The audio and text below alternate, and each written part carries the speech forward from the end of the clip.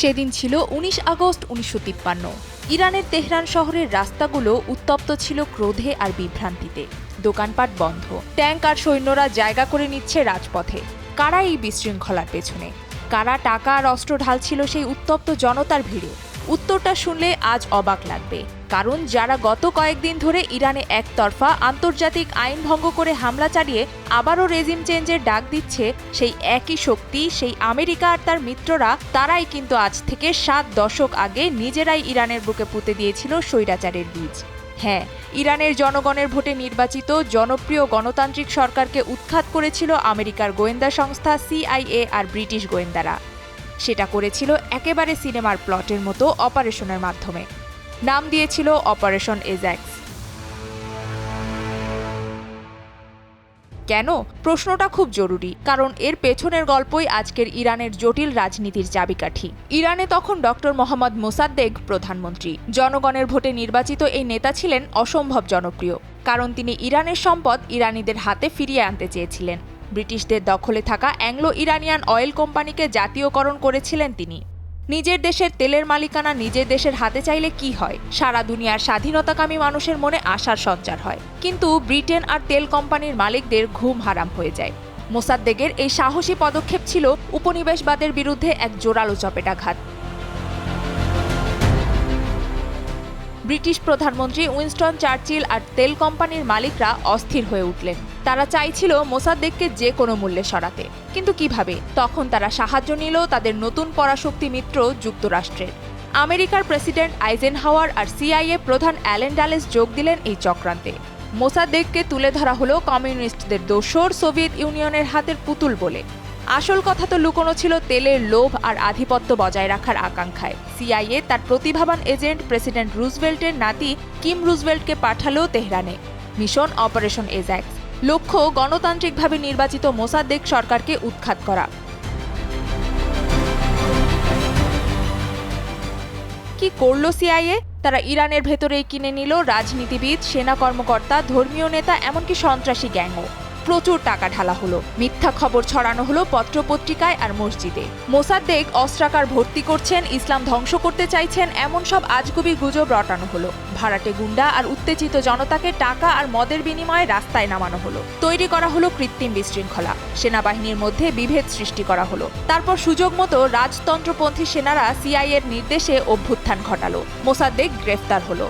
জনপ্রিয় নেতাকে লোক দেখানো বিচারে কারাগারে পাঠানো হলো। তার অপরাধ, তিনি ইরানের জনগণের স্বার্থে দাঁড়িয়েছিলেন, বিদেশি শক্তির দালালি করেননি। আর তার জায়গায় কে এলো?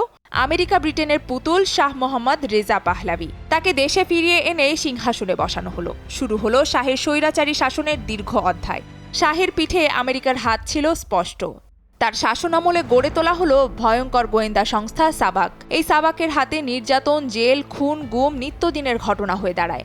ইরানিদের রাজনৈতিক অধিকার কেড়ে নেওয়া হলো। ইসলামী মূল্যবোধকে পদদলিত করা হলো। পশ্চিমা সংস্কৃতির জোয়ারে ভাসিয়ে দেওয়ার চেষ্টা করা হলো পুরো দেশটাকে। শাহ আর তার চেনাশোনাদের দুর্নীতি আর বিলাসিতা ছাড়িয়েছিল আকাশ। আমেরিকা কিন্তু এই স্বৈরাচারী শাহকেই তার সবচেয়ে কাছের মিত্র, মধ্যপ্রাচ্যের রক্ষাকর্তা বলে জাহির করত। শাহের এই আমেরিকা নির্ভর অত্যাচারী ইসলাম বিরোধী শাসনই জন্ম দিল তীব্র ক্ষোভের। সাধারণ মানুষ, ধর্মীয় নেতা, বুদ্ধিজীবী সবাই এক হয়ে গেলেন শাহের বিরুদ্ধে। সেই ক্ষোভের আগুন ছড়িয়ে পড়ল সারা দেশে। আর 1979 সালে ঘটল ইতিহাসে সেই বড় পালাবদল, ইসলামী বিপ্লব। জনগণের বিপুল সমর্থনে শাহের পতন হলো। দেশে এলো ইসলামী প্রজাতন্ত্র আয়াতুল্লাহ খোমেনির নেতৃত্বে। এই বিপ্লব শুধু ইরানের নয়, ছিল গোটা মুসলিম বিশ্বের জন্য এক অনন্য উদাহরণ, বিদেশি শক্তির কবল থেকে নিজেদের মুক্ত করার। কিন্তু সেই যে 1953 সালে আমেরিকা ইরানের বুকে গণতন্ত্রের গলা টিপে হত্যা করল, শাহ নামের স্বৈরাচারের জন্ম দিল, তার ফল ভোগ করতে হয়েছে দীর্ঘদিন ধরে। শাহের পতনের পরও ইরানের সঙ্গে পশ্চিমা বিশ্ব, বিশেষ করে আমেরিকার সম্পর্ক কখনোই আর স্বাভাবিক হয়নি। একের পর এক নিষেধাজ্ঞা, হুমকি, চক্রান্ত চলেছে। আর আজ যুক্তরাষ্ট্র, যারা নিজেদের গণতন্ত্রের রক্ষক বলে দাবি করে, তারাই আবার ইসরায়েলকে দিয়ে ইরানে হামলা চালিয়ে আন্তর্জাতিক আইনকে পদদলিত করে কথা বলছে রেজিম চেঞ্জের, ইরানি জনগণের মুক্তির। সেই 1953 সালের অপারেশন এজ্যাক্সের কথা কি তারা ভুলে গেছে? নাকি ভাবছে ইরানের জনগণ ভুলে গেছে? ইরানের জনগণ ভোলেনি। 1953 সালের সেই রক্তঝরা অধ্যায়, সেই বিশ্বাসঘাতকতা তাদের জাতীয় স্মৃতিতে গেঁথে আছে। আমেরিকা ইসরায়েলের আজকের এই মুক্তি আর গণতন্ত্রের ডাককে তারা দেখে সেই একই পুরনো নাটকের নতুন অধ্যায় হিসেবে। বিদেশি হস্তক্ষেপ, সামরিক হুমকি, আরও একবার রেজিম চেঞ্জের চেষ্টা, এগুলো ইরানের জনগণের কাছে নতুন কিছু নয়। এগুলো তাদের দীর্ঘ সংগ্রামের ইতিহাসেরই অংশ। 1953 সালে তারা হারিয়েছিল তাদের গণতন্ত্র, কিন্তু সেই শিক্ষা থেকে তারা গড়ে তুলেছে অন্য এক ব্যবস্থা, যা তাদের মতে তাদের ধর্ম, সংস্কৃতি আর স্বাধীনতাকে রক্ষা করে।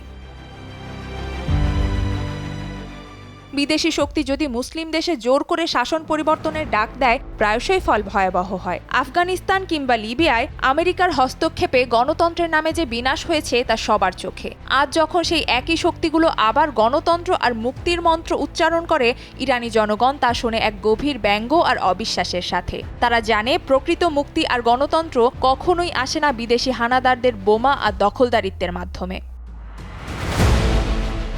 নুসরাত আহমেদ, উর্নিশা, যমুনা নিউজ।